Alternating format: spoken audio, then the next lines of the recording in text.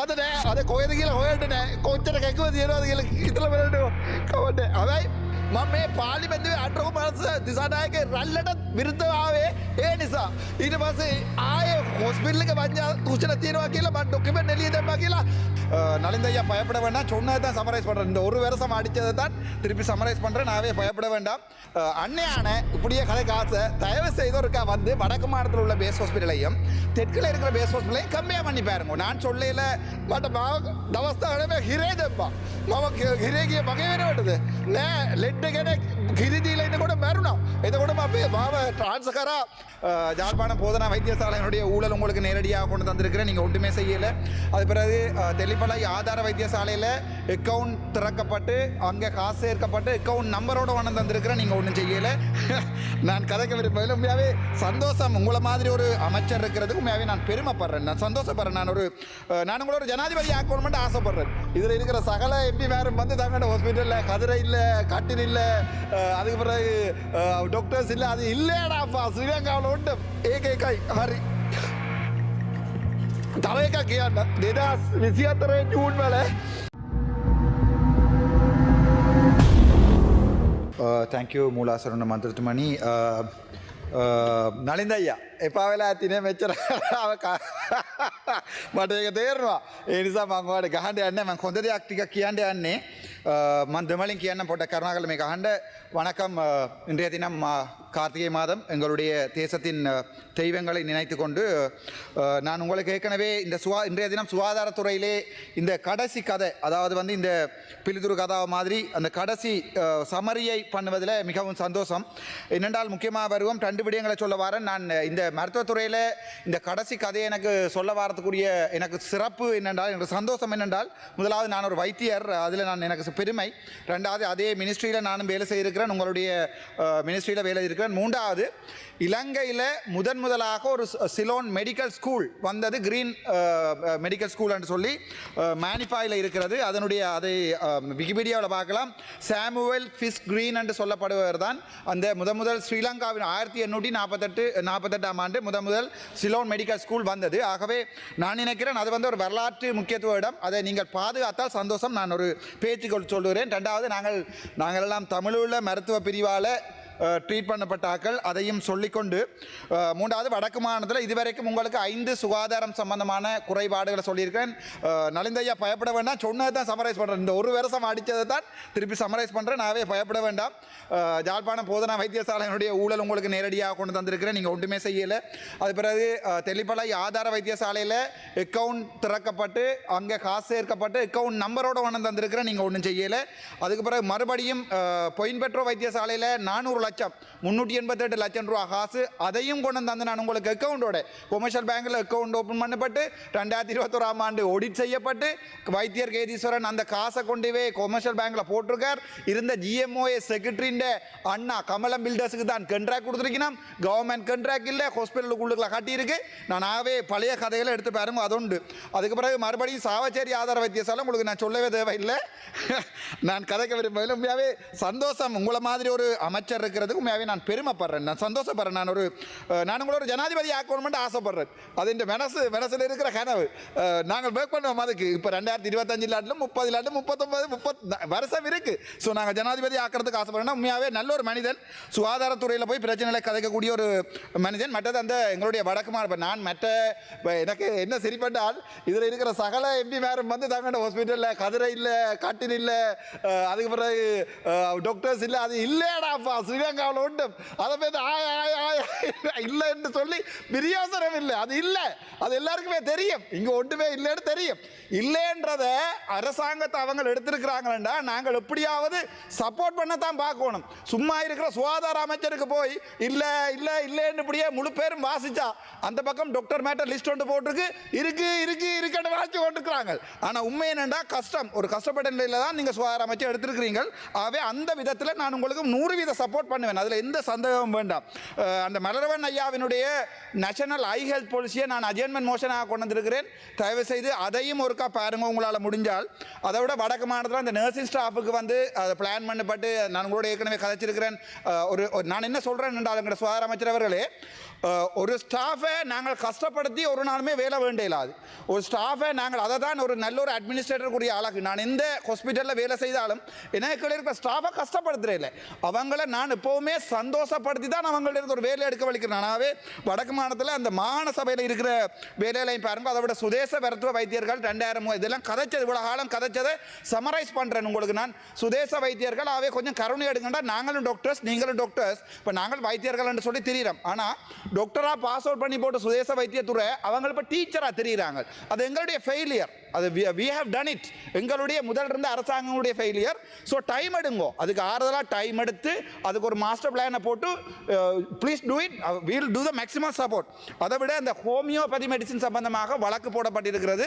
அந்த ஹோமியோபதி வைத்தியர்கள் சில பேர் பாராளுமன்றத்தில் வந்து கதைத்தவர்கள், அந்த தகுதி இல்லாத ஹோமியோபதி வைத்தியர்கள் எல்லாம் வேலை செய்கிறார்களாம், ஆனால் அதில் தகுதி உள்ளவர்கள் வேலை செய்யலை.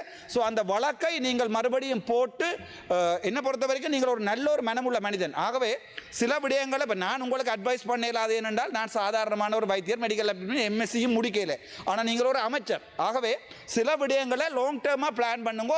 உங்களுக்கு வடக்கு மாநிலத்தில் அல்லது எதிர்கட்சியில் இருந்தோன்னு உங்களுடைய சுகாதார அமைச்சில் என்ன உதவி வேணுமென்றாலும் செய்யலாம்.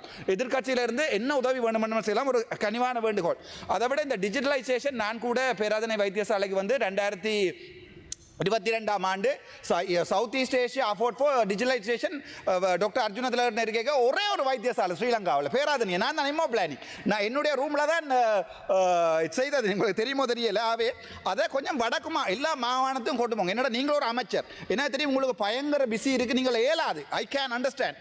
அதால் உங்களுக்கு கீழே இருக்கிற ஆக்களை ஒரு ரெஸ்பான்சிபிலிட்டியான ஆக்களை, ஒரு அக்கௌண்டபிலிட்டி உள்ள ஆக்களாக வச்சிருக்கணும். அப்போ தான் நீங்கள் மறக்கிற பிள்ளைகளையும் அவர்களால் செய்யக்கூடியிருக்கும். நான் அட்வைஸ் பண்ண விரும்பல, ஆனால் உங்களுக்கு உதவி செய்யறதுக்கு விரும்புகிறேன். ஆகவே அதையும் சொல்ல விரும்புகிறேன்.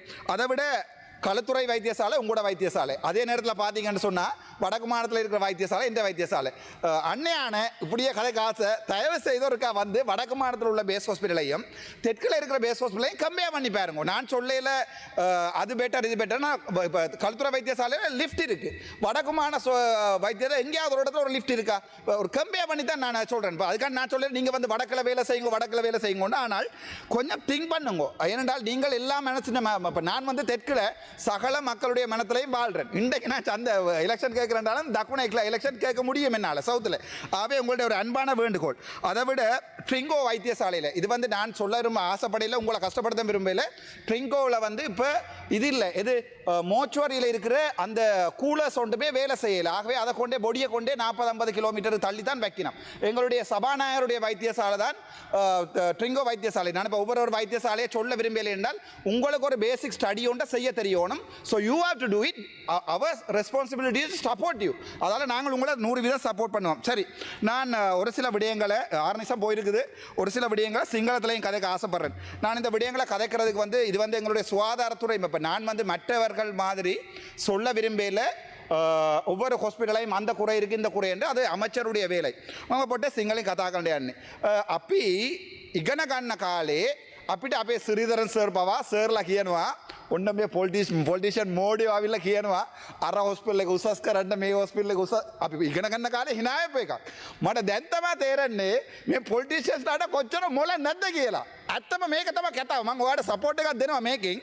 ඇත්තටම අවිල එක හොස්පිටල් එක උසස් කරනවා කියන්නේ බෝඩ් එක ගලවලා දාලා උසස් කරන එක නෙවෙයි. ඒකේ තියෙන කොටනැගිලි හදන්න ඕනේ. මට ඒවා සිංහල වචන තේරෙන්නේ නැහැ. ඒ නිසා මිනිස්සු වැඩි කරලා ඩොක්ටර්ස්ලා ගෙන්න ඕනේ, නර්සස්ලා ගෙන්න ඕනේ. ඒක කරන්න බැරි වැඩක්. එතකොට හැම එම්බිලාම ගිහිල්ලා සෞඛ්‍ය පැතිට මගේ හොස්පිටල් ටික බලන්න, මගේ හොස්පිටල් ටික ඒ කරන්න බෑ කියලා මේ ඉන්න 224 දෙනාටම මම කියන්න කැමතියි අයියා.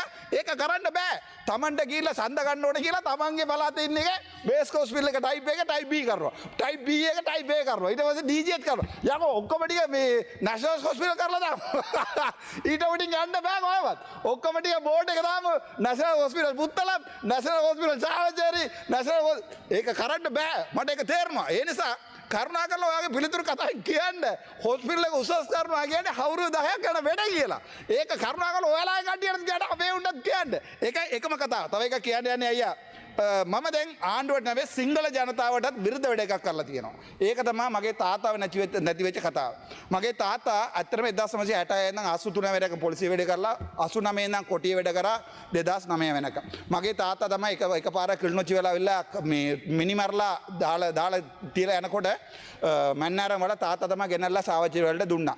හැබැයි අපේ මගේ තාත්තා අවියාවේ ඔරගෙන කාටවත් වෙඩි තියලා නැහැ. හැබැයි 2009 කකුල තුවාල වෙලා මතක තියාගන්න මේ තාතට ඇම්බියුටේට් කරායියා මේ බිලෝදනී ඇම්බියුටේෂන් ඇනස්තීසියා නැතුව. ඉතල බලන්නකො. ඊට පස්සේ පුදුමාතර හොස්පිටල් මට අඩන්න කැමති නෑ මේ මයික් එකේ. පුදුමාතර හොස්පිටල් එකේ බඩේ තුවාල වුණා ආපහු මාතර හොස්පිටල් එකට ගහලා. ඊට පස්සේ ICRC න් ගෙනාවා ට්‍රින්ගෝ හොස්පිටල් එකේ. ට්‍රින්ගෝ හොස්පිටල් එකෙන් ගෙනල්ලා පදවිය හොස්පිටල් එකේ ගේනකොට 2009 මම පේරාදෙණිය යුනිවර්සිටි එකේ කැන්ටින් ඔබතුමාත් අපේ හොස්පිටල් එකේ මේ කොහෙද මාකස් එක වෙන්නදී මාකස් එක මං වීඩියෝ එක පොඩි ටීවී එක බලාගෙන ඉන්නවා. එතකොට පදවිය හොස්පිටල් එකට ගෙනාවා. පදවිය හොස්පිටල් එකෙන් නම් තාත්තා නෑ. ඊට පස්සේ 2012 අපි නඩුව දැම්ම තාත්තා කෝ කියලා හොයන්න CID එක අපිට ඇති වෙන්න ආතල් දුන්නා ආමිය එක ආතල් දුන්නා. එතකොට මම මෙඩිකල් ස්ටුඩන්ට් එක 3rd year 4th year මම පදවිය හොස්පිටල් එකට ගියා මගේ තාත්තාගේ BSc හොයලා. තාත්තාගේ BSc නෑ. තාත්තාගේ BSc කිසි දෙයක් ලියලා නෑ. ඊට පස්සේ කවුද කොරෝනා රවිලා රිපෝට් එකක් සබ්මිට් කරා මේකෙන් අනුරාධපුර කේස් එකකින් තාත්තා නැති වුණාලු. එයා දැක්කාලු තාත්තාගේ කෝස් ඔෆ් ඩෙත් එක ලියලා තියෙන්නේ කොරෝනර්. එතකොට මයිස්ට්‍රාට් කිව්වා බෑ මේ අපිට මේ ඩෙත් සර්ටිෆිකේට් එක JMO සර්ටිෆිකේට් එකක් ඕනේ කියලා. තාත්තාව එදා ඒ දවස්වල එකගෙන ගිහිල්ලා මම හිතන්නේ අදට එයා ඉන්නවනම් මට ඒක සතුටු නෑ. මොකද අවුරුදු 10ක් 15ක් එයාව තියාගෙන කැම්බල තියාගෙන තාත්තාට සිංහලත් පුළුවන් ඒ ලෙවල් කරලා තිබ්බේ සිංහල. තාත්තා සිංහල ජනතාවට ආදරේ. හැබැයි අපේ ජනතාවට අපි ආදරේ අයියා. ඒක මං කවදාවත් කියන්නේ නෑ මගේ ප්‍රභාකරන් දෙයියෝ නෑ. එහෙම කියලා කියන්න බෑ. මම මගේ ජනතාවට ආදරේ වෙන්න බෑ. ඉතින් මම දමනනේ අයියා. ඒ නිසා තාත්තාව එකගෙන ගියා. හැබැයි මම මේක ජනතාවට කියන්නේ මං සම්පූර්ණම සිංහල ජනතාවයි මං ඇත්ත කියන්න යන්නේ. මම ගිය සැරේ ගියා මගේ තාත්තාගේ ප්‍රශ්නේ මං හැමතැනටම ලංගාව හොයලා බලුවා තාත්තා නැහැ. හිතලා බලන්න ඔයාලට අම්මා තාත්තා ඇතිනේ.